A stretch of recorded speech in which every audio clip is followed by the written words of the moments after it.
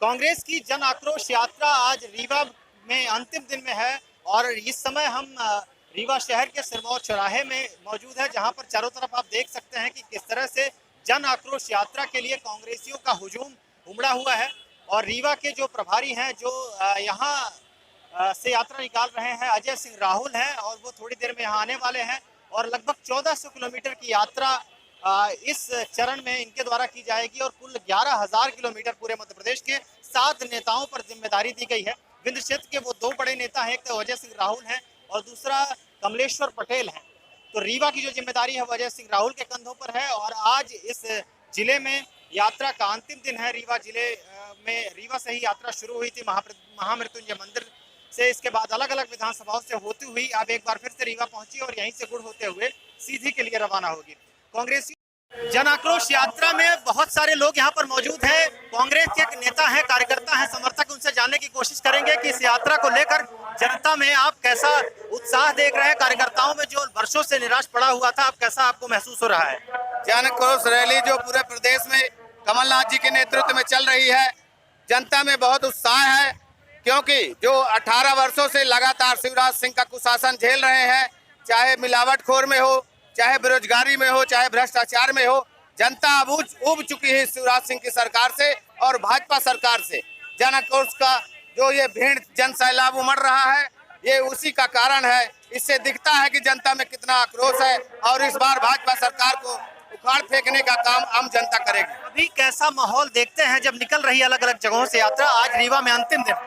Congress party को पूरे गांव-गांव में बहुत अपार जन समर्थन मिला, जिससे ये एहसास होता है कि इस बार कांग्रेस पार्टी भारी बहुमत से प्रदेश में सरकार बनाने जा रही है। जी, और लोगों से बात करते हैं। क्या नाम है आपका? अशोक पटेल। क्या लगता है आपको कि कांग्रेस की कैसी स्थिति है अब? कांग्रेस की बहुत बढ़िया स्थिति है पूरे प्रदेश में बढ़िया है।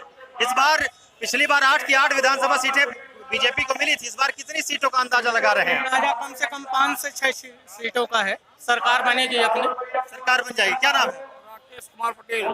क्या करते हैं आप?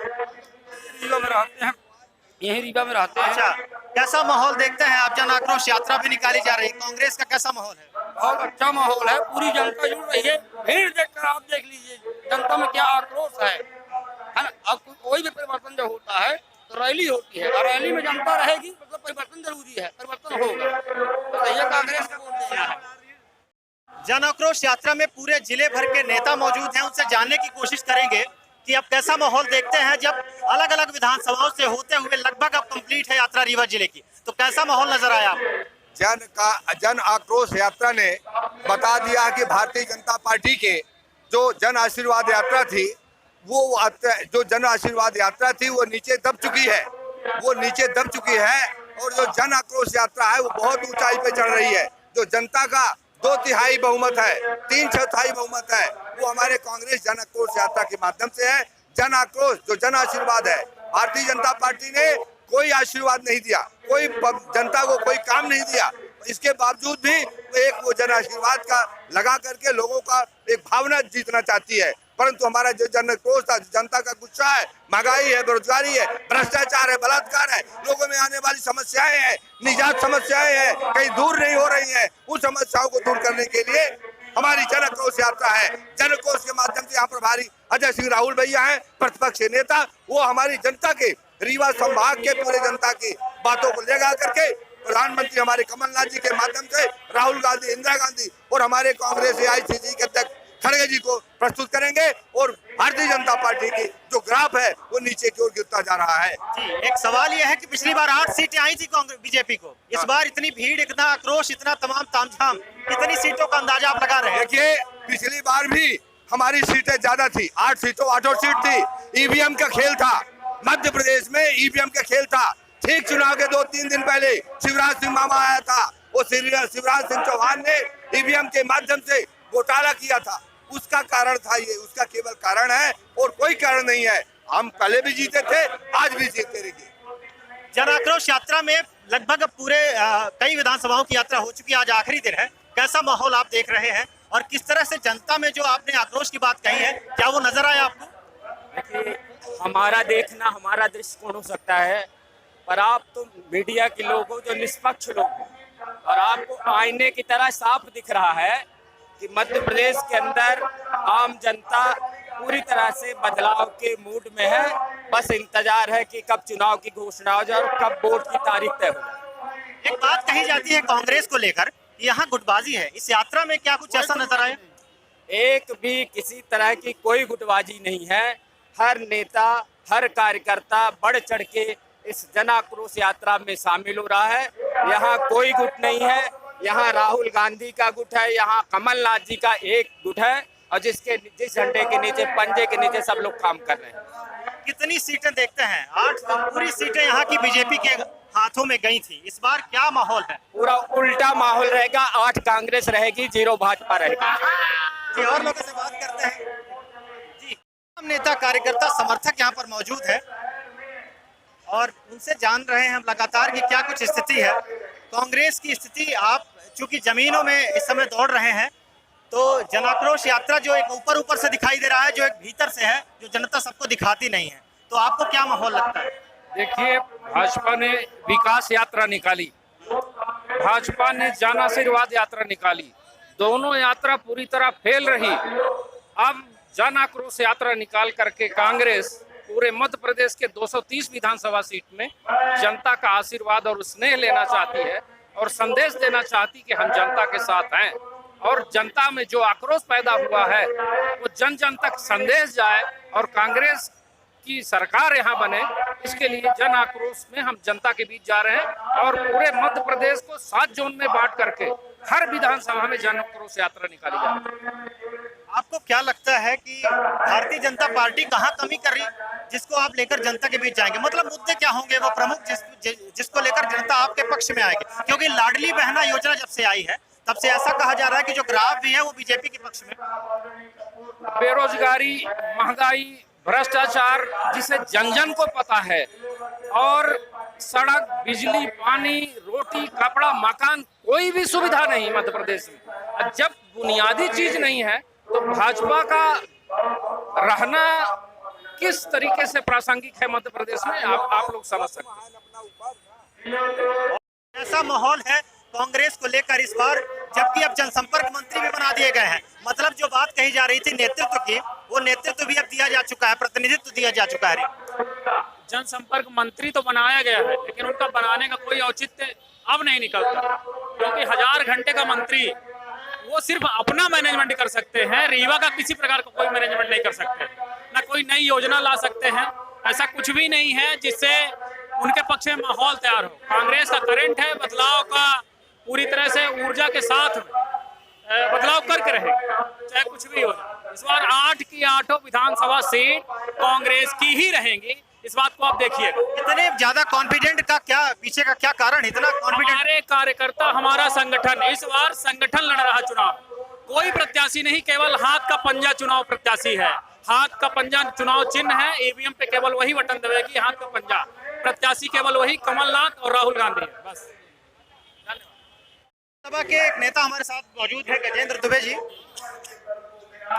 बीजेपी के लगातार विधायक रहे हैं, अब कांग्रेस के एक विधायक जो कि कभी कांग्रेस के एक नेता जो कि कभी बीजेपी पे विधायक थे, वो भी बीजेपी पे चले गए हैं, तो उनका सामना कैसे करेगी सिमरिया के कांग्रेस? कांग्रेस के प्रति जो लोगों में उत्साह है, लोगों का पूरी तरह से ध्यान कांग्रेस की ओर है और कांग्रेस की नीतियों की ओर है, इसलिए हम उस कार्यकर्ताओं और आम जनता के साथ हम उनका सामना करेंगे। विकास की लगातार बात करते हैं कि करोड़ों की योजना का शिलान्यास हुआ, लोकार्पण हुआ, सिमरिया को चमका दिया गया, बसामत मामा बना दिया गया। आपके पास क्या मुद्दे हैं? पिछले 15 वर्षों से वहाँ बीजेपी का विधायक, चाहे जो भी रहे, लेकिन विकास के मामले में कोई काम नहीं हुआ। हम धरातल में हैं, वहाँ जमीन में हैं और हर वर्ग के लोगों के बीच में हम रहते हैं, तो हम ये देखते हैं कि विकास के नाम पर कोई काम नहीं हुआ है। और हम जो विकास के वहाँ मुद्दे हैं, चाहे पर्यटक के मामले में हो, चाहे रोजगार के मामले में हो, चाहे शिक्षा के मामले में हो, चाहे स्वास्थ्य के मामले में हो, उन मुद्दों को लेके आगे बढ़ेंगे और कांग्रेस का विधायक बनाएंगे। आपके यहाँ और भी पार्टियां हैं, बहुजन समाज पार्टी के भी एक नेता है, वो भी लगातार सक्रिय है, तो कैसा त्रिकोणीय मुकाबला रहेगा या कांग्रेस की क्या स्थिति रहेगी? नहीं, कोई त्रिकोणीय मुकाबला नहीं रहेगा। कांग्रेस भाजपा लड़ेगी और कांग्रेस भारी मतों से वहाँ जीतेगी। क्या नाम है? रमाकांत शुक्ला। कैसा माहौल? और कांग्रेस के पक्ष में है, परिवर्तन जनता चाहती कौन सा विधानसभा से? है। सिमरिया विधानसभा सिमरिया में कांग्रेस का। कांग्रेस का। आपका नाम? पवन पाठक, तो किस विधानसभा से? रीवा विधानसभा। रीवा विधानसभा में क्या माहौल देखते हैं? यहाँ की जनसंपर्क मंत्री है। इस बार की जनता जो है तो बदलाव के मूड में है और 15 सालों से बीजेपी के शासनकाल से थक चुकी है, इसलिए रीवा की जनता जो है तो बदलाव के मूड में है, कांग्रेस के पक्ष में। रीवा की जनता बदलाव के मूड में है, आपके एक कार्यकर्ता कह रहे हैं, क्या सही बदलाव के मूड में है? आप देख नहीं रहे? आप तो गोदी मीडिया हो नहीं, आप तो सच के साथी हो और सच का साथी सच दिखाता है। रीवा की 8 सीट कांग्रेस जीत रही है। प्रत्याशी जो भी हो, प्रत्याशी हाथ का पंजा तय है। इस बार प्रत्याशी हाथ का पंजा। प्रत्याशी हाथ का पंजा है। कमलनाथ जी और राहुल गांधी का सर्वे है। 8 विधानसभा में योग्य से योग्य प्रत्याशी होंगे और भारतीय जनता पार्टी का सफाया होगा। विंध्य में कांग्रेस की बयार बह रही है। ये हम नहीं कह रहे हैं, ये उमड़ा हुआ जन सैलाब कह रहा है और हर व्यक्ति के अंदर एक जन आक्रोश के अंदर से है, क्योंकि युवा बेरोजगार है, किसान पीड़ित है, महिलाओं पे अत्याचार हो रहा है। तो निश्चित तौर पे बदलाव बहुत तेजी से होगा और रीवा की 8 की 8 सीट, रीवा और मऊगंज की, रीवा लोकसभा की 8 सीट कांग्रेस जीतेगी। जी, कैसा माहौल देखते हैं आप? कांग्रेस के पदाधिकारी भी हैं, तो निश्चित तौर पर कांग्रेस के पक्ष की बात करेंगे, लेकिन लॉजिक क्या है? लॉजिक देखिए ये है कि 15 साल 20 सालों में जो तानाशाही चली है बीजेपी की, जैसे बीजेपी विकास की बात कर रही है, हमारे देवतालाब विधानसभा से माननीय गिरीश गौतम जी अध्यक्ष हैं और हमारे नई गढ़ी स्वास्थ्य सेवा की ये हाल है कि वहाँ एक्सरे मशीन नहीं है, मऊगंज में एक्सरे नहीं हो पाता और ये लोग विकास की बात करते हैं।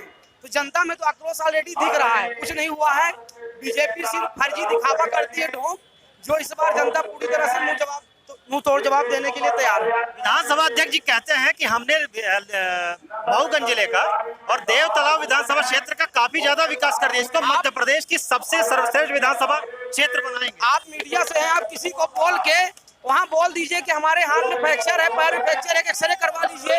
हमारे मऊगंज और नई गढ़ी में एक्सरे मशीन नहीं है, कुछ भी कोई काम नहीं है। स्वास्थ्य सेवा में चोट लग जाए तो रीवा आना पड़ता है और सारे बीजेपी के नेता रीवा की समदरिया की बिल्डिंग को दिखा के विकास बता रहे हैं, उनके पास कोई दूसरा मुद्दा नहीं है। क्या नाम? सर कैसे हैं? बढ़िया बढ़िया बढ़िया। पिछली बार, अब इस बार आप कांग्रेस की पार्टी में है, पिछली बार आप बहुत कम मार्जिन से चुनाव आपने हारा था, इस बार कैसा माहौल देखते हैं? जन आक्रोश यात्रा भी निकल चुकी है आपके क्षेत्र में। हम चुनाव हारे नहीं थे। देवतला में सीमा जयवीर सिंह को बहुमत मिला था, जनमत मिला था, वो चीटिंग करके सीएम ने जिता लिया। जी, काफी ज्यादा आक्रोश है और नेता लगातार कैमरे के सामने आके बात कर रहे हैं। जी बताइए, आप तो कांग्रेस की पदाधिकारी भी हैं, तो कैसा माहौल देख रही हैं आप?